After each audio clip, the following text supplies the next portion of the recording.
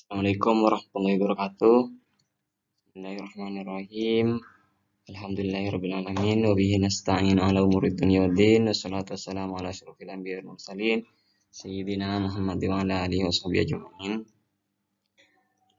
Sebelumnya terima kasih kepada panitia Seminar Nasional Pendidikan Matematika Program Studi Pendidikan Matematika Universitas Muhammadiyah Jember yang sudah menerima tulisan dari saya untuk dipaparkan atau diseminarkan. Sebelumnya perkenalkan, nama saya TM Muslim dan dengan dosen saya Pak Hasan Basri dari Prodi Pendidikan Matematika Fakultas Keguruan dan Ilmu Pendidikan Universitas Madura. Di sini saya akan memaparkan tulisan saya yang berjudul Analisis Berpikir Kreatif Siswa MTS Santri dan Non-Santri dalam Menyelesaikan Masalah Himpunan. Untuk pendahuluannya di sini saya mulai dari pentingnya 4C atau critical thinking, collaboration, communication, dan creativity dalam pendidikan, di mana keempat-empatnya ini sangat dibutuhkan oleh siswa. Namun di sini saya mengkerucutkan ke satu kemampuan, yakni kemampuan berpikir kreatif dengan 4 indikator, di mana indikator dari berpikir kreatif ini ada kelancaran, keluasan, dan keterperincian dan kebaruan yang saya ambil dari beberapa artikel. Kemudian juga di sini saya bahas yang selanjutnya adalah pembagian siswa, karena di sini siswa secara pembagiannya ada 2 macam.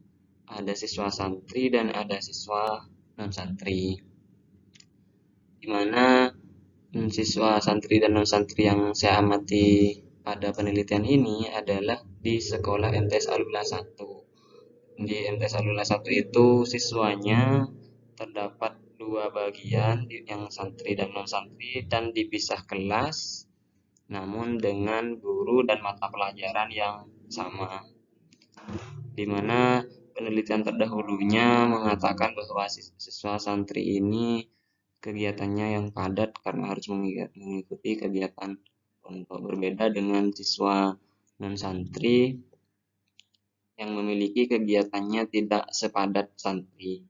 Karena kan kalau di santri itu memang harus ada kegiatan pondok setelah pulang sekolah.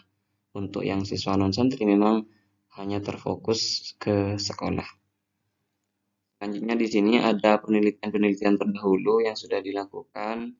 Yang pertama itu oleh Amalia dan Prastio 2021. Di sini Amalia dan Prastio itu meneliti mengenai siswa santri dan non-santri, namun hanya pada budaya belajarnya. Kemudian yang kedua ada Lestari dan Kusumaningrum pada tahun 2017. Di sini juga meneliti antara siswa santri dan non-santri, namun yang diteliti adalah berpikir matematiknya saja. Nah, dan yang ketiga itu ada Aisyah dan Zanti pada 2019. Ini hampir sama dengan judul penelitian ini. Karena Aisyah dan Zanti meneliti berpikir kreatif dengan materi himpunan, namun siswanya tidak terbagi ke siswa santri dan non-santri, artinya siswa secara umum.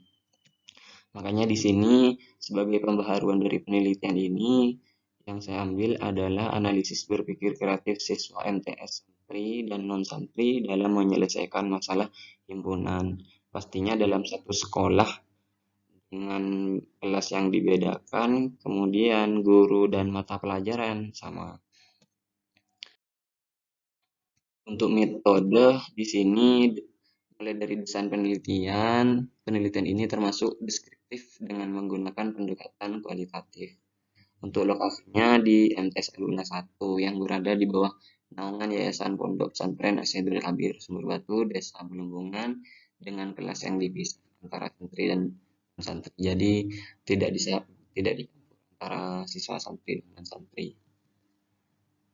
Kemudian untuk subjek penelitian ini sesuai dengan hasil observasi yang sebelumnya, siswa non santri itu ada di kelas 7C, itu sebanyak 11 siswa, dan siswa santri ada di kelas 7D sebanyak 53 siswa itu pada tahun ajaran yang sekarang 2022-2023. Nah, untuk instrumennya di sini saya mengambil 4 butir soal. Waktu penelitian diadakan pada awal semester genap tahun ajaran 2022-2023. Teknik pengumpulan data dalam penelitian ini menggunakan instrumen seperangkat tes kemampuan berpikir kreatif, di mana tes yang digunakan untuk memperoleh data primer tentang kemampuan berpikir kreatif siswa MTS kelas 7C dan 7D. Untuk materinya di sini saya mengambil materi himpunan, di mana dari 4 soal itu, 4 itu terbagi dari indikator-indikator yang 4 tadi sudah saya sebutkan, indikator berpikir kreatifnya. Jadi satu soal dapat mengukur satu indikator dari berpikir kreatif. Kemudian untuk pemberian skor di sini saya menggunakan pedoman penskoran yang ditulis oleh Savaria dan Sengila pada tahun 2018. Dan untuk yang instrumen tes ini sudah dilakukan uji validitas dan uji keterbacaan oleh beberapa siswa sebelumnya. Untuk hasil penelitian di sini, setelah siswa diberi tes, peneliti menganalisa hasil jawaban setiap siswa dengan menggunakan rubrik penskoran yang berpedoman pada Savaria dan Sengila. Jadi di sini tes tersebut diberikan kepada kelas 7C yang berjumlah 11 orang tadi dan kelas 7D yang berjumlah 53. Nah, di sini hasilnya adalah yang pertama ini dari kelas 7C atau siswa non santri, di mana analisisnya di sini dari 11 orang itu ternyata berpikir kreatifnya masih ada di tingkat yang rendah, yang dapat dilihat dari rata-ratanya 55%, dengan 2 indikator ada di tingkat sedang atau kategori sedang dan 2 indikator yang lain ada di kategori rendah. Ada kelancaran dan keluasan yang termasuk kategori sedang, dan dan ada keaslian dan keterincian itu termasuk kategori rendah. Ini yang non santri. Untuk yang kelas santri di sini lebih tinggi dari yang non santri tadi. Ini persen rata-ratanya dari setiap indikator mencapai 59%, namun juga masih ada di tingkat atau kategori rendah karena masih 59% dari keseluruhan.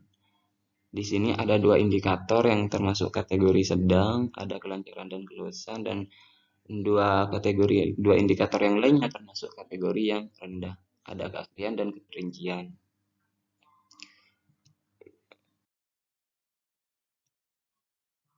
Nah, di sini saya mengambil secara random untuk membahas atau dibuat sampel, di mana untuk soal yang nomor 1 yang saya berikan itu adalah Willy merupakan siswa kelas MTS yang menyukai matematika.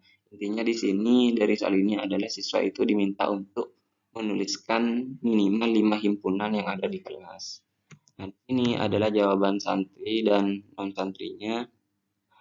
Untuk analisanya di sini dapat kita lihat bahwa baik santri dan non santri itu sudah bisa menjelaskan atau menuliskan 5 himpunan yang ada. Nah, jadi di sini untuk analisisnya yang untuk pertama itu untuk soal kelancaran atau fluensi. Di sini siswa non santri atau non santri itu mencapai 72,50%, dan untuk yang santri itu mencapai 80,50% dari kelancaran tadi. Untuk yang kedua di sini digunakan adalah soal diketahui A123 dan B235, 7 dan 11. Ini siswa diminta untuk membuat hubungan, kemudian menggambar hubungan tersebut. Ini jawaban yang santri, ternyata yang non santri itu bisa membuat tiga hubungan dari dua himpunan yang sudah ada, tapi di sini jawaban dari non santri ini lupa dengan untuk menggambar dari hubungan tersebut. Jadi di sini tidak digambar. Nah, soal ini untuk mengukur keluasan atau flexibility dari indikator berpikir kreatif yang mana mencapai 61,25% untuk yang kelas non santri. Untuk ini adalah jawaban dari kelas santri. Nah, bedanya dari yang tadi, sekarang sudah ada gambarnya, gambar dari hubungan dua himpunan tersebut, tapi di sini siswa lupa mengarsir dari hubungan gambar itu. Jadi tidak ada daerah arsirannya. Kemudian juga hanya menuliskan satu, padahal sudah jelas hubungannya ada 3. Dan di sini siswa santri, mohon maaf ini siswa santri ya, mencapai persentase 74,50.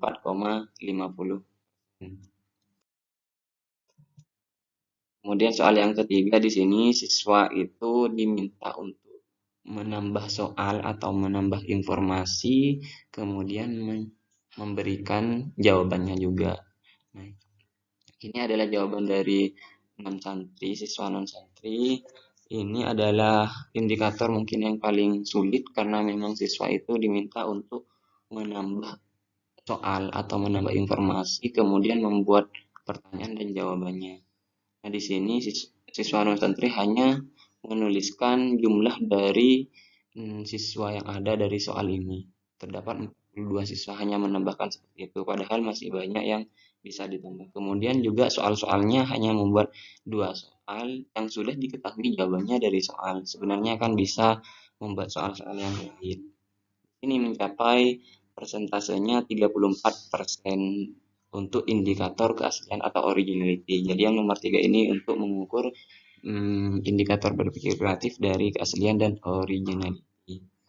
Kemudian yang jawaban dari siswa santri itu hampir sama di sini, namun penambahan soalnya atau penambahan informasinya di sini lebih dari yang tadi, karena di sini siswa santri menambah ada yang menyukai keduanya atau irisan dan yang tidak menyukai keduanya atau komplement dari keduanya.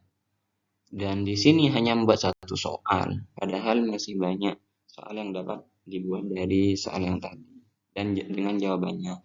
Ini persentasenya mencapai 39,50%. Dan untuk yang nomor 4 di sini siswa diminta untuk menggambarkan diagram Venn dari yang sudah diketahui, kemudian membuat rinciannya, di mana 40 siswa, 26 siswa bermain sepak bola. Di sini jawaban dari jawaban siswa non santri ini ternyata menggunakan cara mencoba-coba sehingga hasilnya mendapat 40 siswa dari satu kelas tersebut. Kemudian juga rinciannya di sini hanya menuliskan 17 siswa yang menyukai bermain basket dan bola, atau hanya menuliskan irisannya saja.